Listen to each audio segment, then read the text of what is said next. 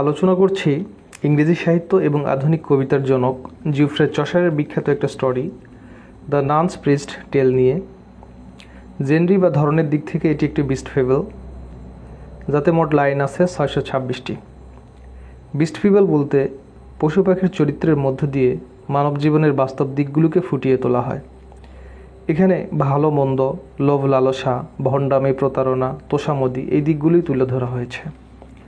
আমরা জানি ক্যান্টারবারি টেলসে প্রত্যেকটি পিলগ্রিম গল্প বলতে চেয়েছিলেন এবং এখানে মনক বা সন্ন্যাসী নামে একটা ক্যারেক্টার ছিল যে গল্প বলা শুরু করেছিলেন, কিন্তু তার এই গল্প শ্রোতাদের এবং সমালোচক হ্যারি বেইলির ভালো লাগেনি। তার গল্পে বেশি দুঃখের কথা ছিল এবং এই সন্ন্যাসীটা বাড়িয়ে বাড়িয়ে আরও বেশি বলেছেন, যা তীর্থযাত্রীদের মন জয় করতে পারেনি এবং তারা এটা শুনতে চায়নি, বরং অন্য একটি গল্প শুনতে তাকে রিকোয়েস্ট করেন, অন্য একটি গল্প শোনাতে। কিন্তু তিনি আর কোনো গল্পই কন্টিনিউ করতে পারেনি, বরং অন্য কাউকে আবার গল্প শুরু করতে আহ্বান করেন। তখন ইনকিপার হ্যারি বেইলি সরাসরি সন্ন্যাসিনীর পুরোহিতকে একটি গল্প বলতে রিকোয়েস্ট করেন। অর্থাৎ এখানে ক্যান্টারবারি টেলসে প্রায়োরিস ছিল একটা ক্যারেক্টার এবং তার কিছু পুরোহিত ছিল, এবং পুরোহিতদের মধ্যে একজনকে গল্প বলতে এখানে রিকোয়েস্ট করা হয়েছে। এবং এই নানস প্রিস্ট অর্থাৎ এই সন্ন্যাসিনীর পুরোহিত গল্পটা শুরু করেন এইভাবে, কোনো ভূমিকা ছাড়াই। একদা পাহাড়ি এক উপত্যকার কোল ঘেঁষে বনের পাশে ছোট্ট একটা জীর্ণশীর্ণ কটেজ ছিল বা কুঁড়ে ঘর ছিল। সেখানে বাস করতো একজন বিধবা। তার উঠান ছিল এবং সেই উঠানটা বেড়া দেয়া ছিল। তার পাশে একটা শুকনো খাল ছিল যেটাতে কোনো জল ছিল না। তার সংসারে 2টি কন্যা ছিল, 3টি মাদি শুকুর ছিল, 3টি গাভী ছিল এবং একটি ভেড়া ছিল, যে শিব বা ভেড়ার নাম হচ্ছে মেলে। এছাড়া একটি মোরগ ছিল যার নাম চন্টিক্লেয়ার, এবং এর সাথে 7টি মুরগি ছিল। বিধবার স্বামী মারা গেছে। তার সংসারে যা আছে তা দিয়ে খুব সাধারণ জীবনযাপন করে। সে সাধারণত দুধ পান করে, ব্রাউন ব্রেড খায়, বয়েলড বেকন খায়, ভাজা শুকুরের মাংস খায়, অথবা 1-2টো ডিম খায়।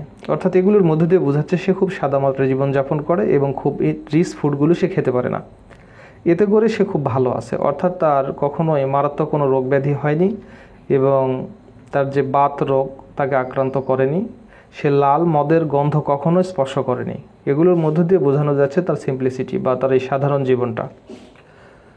এখন এই মোরগ চন্টিক্লেয়ারের ডিসক্রিপশান দেব, যাকে নিয়ে মূল ঘটনাটা লিড করবে। সেই গল্পের প্রোটাগনিস্ট। তার গায়ের রং সোনালি রঙের, প্রলেপ রয়েছে তার গায়ে। তার কম্ব মানে এখানে ঝুঁটি বোঝাচ্ছে। মোরগের মাথার ওপরে যে ঝুঁটিটা থাকে এটা খুবই রেডার ছিল, রেডার দেন ফাইন কোরাল, অর্থাৎ সুন্দর প্রবালের চেয়েও এটি অনেক বেশি লাল ছিল মোরগের এই ফুল, যেটা দেখতে দুর্গের গম্বুজের মতো মনে হতো। এর ঠোঁট ছিল কালো হলেও এটা বেশ উজ্জ্বল ছিল। এটার পা, লেগস এবং পায়ের আঙুলগুলো এগুলো আকাশী নীল অর্থাৎ স্কাই ব্লু রঙের, এবং এর নেইলটা রয়েছে এটা সাদা রঙের, লিলি ফুলের চেয়েও বেশি সাদা। এই মোরগের অধীনে 7টি মুরগি ছিল। তাদের মধ্যে একটি ছিল পার্টিলট। এই পার্টিলটই হচ্ছে তার বিলাভড অর্থাৎ প্রিয়তমা। এই চন্টিক্লেয়ার জোরে ক্রয়িং করতে পারত, বা মোরগের যে ডাক ক্র এই ডাকটা সে ডাকতে পারত, এবং তার কণ্ঠস্বর গির্জার সুরেলা অর্গানের চেয়ে বেশি শ্রুতিমধুর ছিল, মেলোডিয়াস ছিল। মোরগের ডাক গির্জার ঘড়ির চেয়েও বেশি নির্ভরযোগ্য, অর্থাৎ গির্জায় যে প্রহরে প্রহরে ঘড়ি বাজানো হয় ঠিক তার সঙ্গে মিল রেখে এই মোরগটাও মাঝরাতে বা ভোরবেলাতে যে ডাক দিত বা চেঁচামেচি করত, এটা একেবারে সময় সাপেক্ষে। প্রহরে মোরগটি ডাকতো এবং ভোরবেলাতেও ডাকতো। অর্থাৎ এখানে সেই ঘড়ির সময়টার সাথে এই মোরগের যে ডাকাডাকির একটা ব্যাপার স্যাপার আছে এটা বোঝাচ্ছে। অর্থাৎ ভোরবেলা যে মোরগ ডাকে, সময়ের সাথে সাথে যে ভোর হয়েছে, ঠিক এই টাইমিংটা ছিল এই মোরগের। চন্টিক্লেয়ার ঘুমের মধ্যে গ্রহণ করছে, মানে গেঙ্গানি দিচ্ছে। তার বিলাপ পার্টিলট কারণ জানতে চায় যে কেন সে এরকম করছে। তখন এই চন্টিক্লেয়ার বলে যে সে একটা দুঃস্বপ্ন দেখেছে, ব্যাড ড্রিমস দেখেছে, যে উঠোনে সে ঘোরাফেরা করছিল, এমন সময় একটা বন্য প্রাণী, মোস্ট প্রবাবলি এটা একটা ডগ হতে পারে, যার গায়ে হলুদ এবং লাল রঙের একটা মিক্সিং ছিল, জলজলে তার চোখ, লেজ এবং কানগুলো খুব কালো ছিল এবং গাঢ় রং ছিল তার পাশ দিয়ে উপরিভাগ দিয়ে, সে চন্টিক্লিয়ারকে ধরে ফেলেছে এবং মেরে ফেলেছে। এই ভয়ে সে জ্ঞানানি দিচ্ছে, অর্থাৎ একটা বাজে স্বপ্ন দেখেছে সে। পার্টিলট বলে যে স্বপ্ন ভিত্তিহীন, এটা শারীরিক সমস্যা অথবা বেশি খাদ্য গ্রহণ করলে হিউমারের সমস্যাজনিত কারণে এগুলো হয়ে থাকে। এটা কোনো ব্যাপার না, তাকে স্বাভাবিক করার চেষ্টা করে। কিন্তু এই চন্টিক্লিয়ার মার্কাস পোর্সিয়াস ক্যাটো, যেটা একজন রোমান স্টেটম্যান এবং হিস্টোরিয়ান ছিলেন, তার একটা কোটেশন তিনি তুলে ধরেন যে ড্রিম হ্যাড নো সিগনিফিক্যান্ট, অর্থাৎ স্বপ্নের কোনো বাস্তবতা নেই বা গ্রহণযোগ্যতা নেই, কোনো তাৎপর্য নেই, গুরুত্ব নেই, এই কথাটা বোঝাতে চাচ্ছেন পার্টিলট। পার্টিলট তার হাজব্যান্ডকে বোঝানোর চেষ্টা করছেন যে মার্কাস পোর্সিয়াস ক্যাটো নামে একজন যে স্টেটম্যান ছিল এবং হিস্টোরিয়ান ছিল, যে তার একটা কোটেশন আছে যে স্বপ্নের কোনো বাস্তবতা নেই বা স্বপ্নের কোনো ভিত্তি নেই, স্বপ্ন অর্থহীন, এই কথাটা বোঝাতে চেয়েছিলেন। চন্টিক্লিয়ার রোমান রাইটার ম্যাক্রোবিয়াস এর একটা কোটেশন তুলে ধরেন, dreams as warnings of things which men will see afterwards. এর মিনিংটা এইরকম বোঝাচ্ছে যে মানুষ যে স্বপ্নগুলো দেখে এটা এক ধরনের ওয়ার্নিং বা সতর্কবার্তা, যা পরবর্তীতে মানুষের জীবনে ঘটে বা মানুষ দেখে, এইরকম। ক্রুইসাস কিং অফ লিডিয়া তার একটা কোটেশন তিনি তুলে ধরেন, মানে এই চন্টিক্লিয়ার তুলে ধরছেন যে রাজা একদা স্বপ্ন দেখছিলেন যে সে গাছের গোড়াতে বসে আছে বা গাছের পাশে বসে আছে, যেটা ইঙ্গিত করে যে তাকে ফাঁসি দিয়ে হত্যা করবে কেউ বা সে ফাঁসিতে মারা যাবে। অর্থাৎ এখানে চন্টিক্লিয়ার বোঝাতে চাচ্ছেন যে স্বপ্নের গ্রহণযোগ্যতা আছে, স্বপ্নের একটা বাস্তবতা আছে, এর একটা ইঙ্গিত বহন করে। সে আরও একটা কোটেশন তুলে ধরলো অ্যান্ড্রোমেকি। আমরা জানি যে ট্রোজান প্রিন্স হেক্টরের ওয়াইফের নামই হচ্ছে অ্যান্ড্রোমেকি, ইলিয়ডের ঘটনা এটা।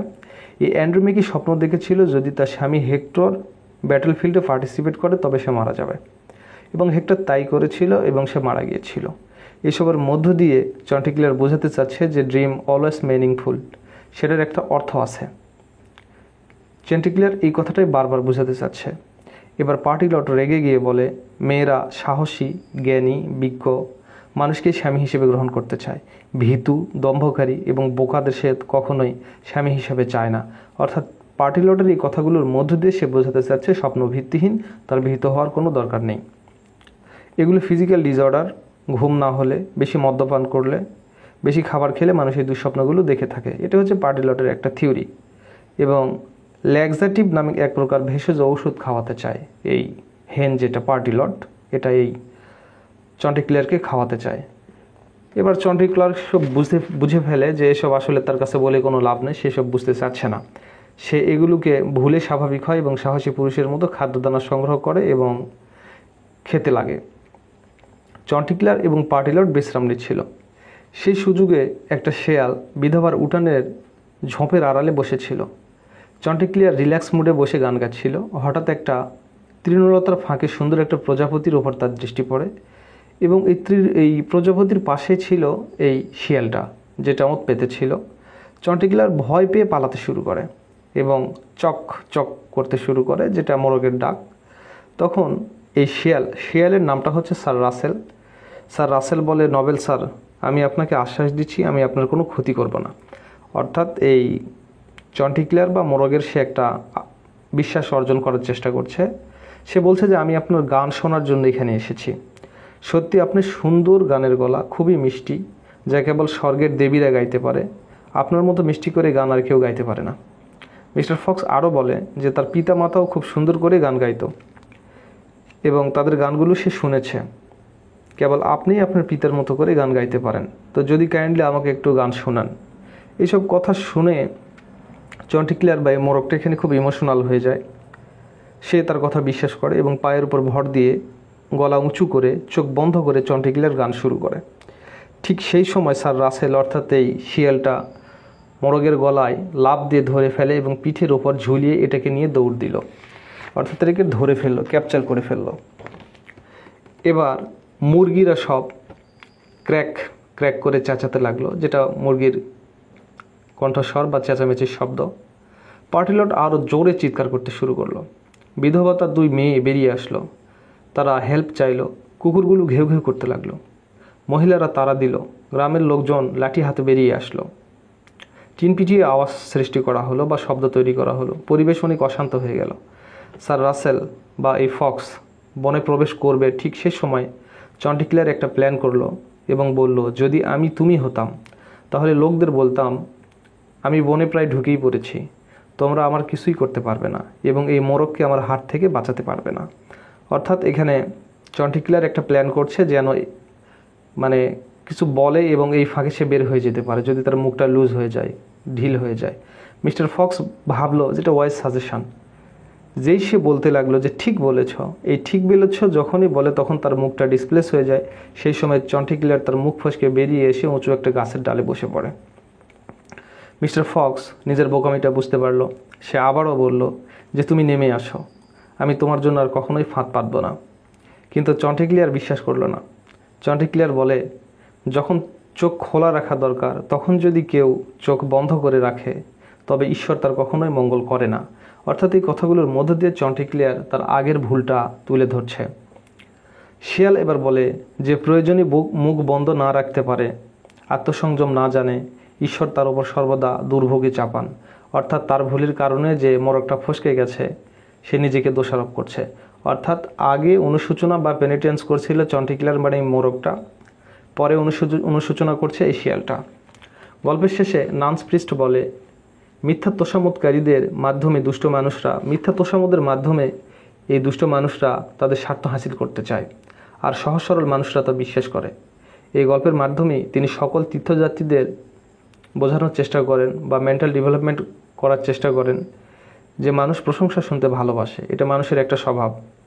কিন্তু যখন মানুষ মিথ্যা প্রশংসা করে তখন এই প্রশংসাগুলো শোনা ঠিক নয়, তাতে মন দেওয়া উচিত নয়, ইমোশনালি হওয়া উচিত নয়, মিথ্যা প্রশংসায় গলে যাওয়া ঠিক নয়। এটা বাস্তবতার আলোকে ছেঁকে দেখা দরকার তা কতটুকু সত্য বা অথেন্টিক। এসবের মধ্য দিয়ে এই নান্স প্রিস্ট বোঝাতে চেয়েছেন যে মানুষকে বাস্তবমুখী হতে হবে, ইমোশনাল হলে চলবে না। এছাড়া তিনি আরও বোঝান যে যার ভাগ্যে যা স্থির রয়েছে তা তো ফিক্সড, এটা তো হবেই।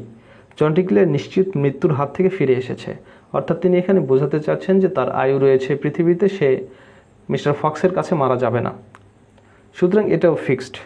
তাই এটাই ছিল আলোচ্য গল্পের মূল মোরালটা এরকম যে ইমোশনাল হওয়া যাবে না, বাস্তববাদী হতে হবে, মানুষের মিথ্যা প্রশংসায় গলে যাওয়া যাবে না, আর যার যেটা কপালে নির্ধারণ রয়েছে সেটা তো হবে, এটা নিয়ে মাতামাতি করার কোনো কিছু নেই।